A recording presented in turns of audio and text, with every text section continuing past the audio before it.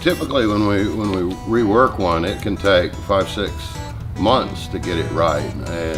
And in this car's case, it was already so well done that we just had a lot of the small stuff to do. And in any classic car, you're gonna run into little things that pop up that you didn't know about, like the power steering pump and some flaws in the paint that we ended up fixing.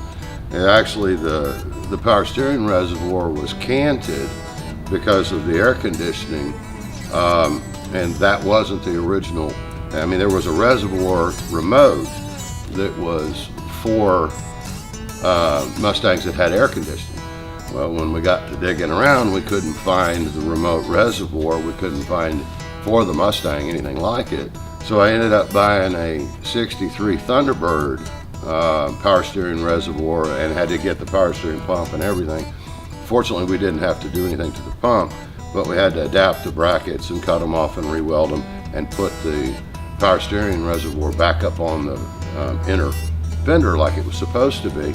So when we moved it, and we got lucky, when Tracy and I were lining up where we were going to go, we actually looked afterwards and found out we had put it it's canted the same, the brackets are rebuilt almost the same, and we were about a ½ inch from putting it exactly where it would have been in 64.5. And since it's a 62 pump, it just had different brackets, so it worked out great. The paint wasn't bad. There were a couple of spots in the hood that we decided to repaint the hood. There was some trash in the paint that was from dust or whatever when it was painted, and little pits that we were able to color sand out. I think we repainted just the quarter extensions, and then I don't think we painted the whole hood. We just blended it right in the center, and then went through and sanded down and buffed the rest of it, and really changed. I mean, we brought the paint out because when we got it, the paint job wasn't that old.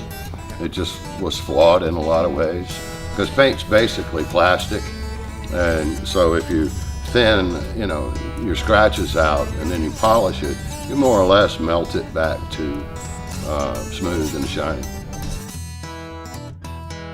Sure, I mean, I've painted them before, but when I can do it, but when you've got a body shop and you've got 2 professional painters that do it full time for a living, it's a little easier to let them do it.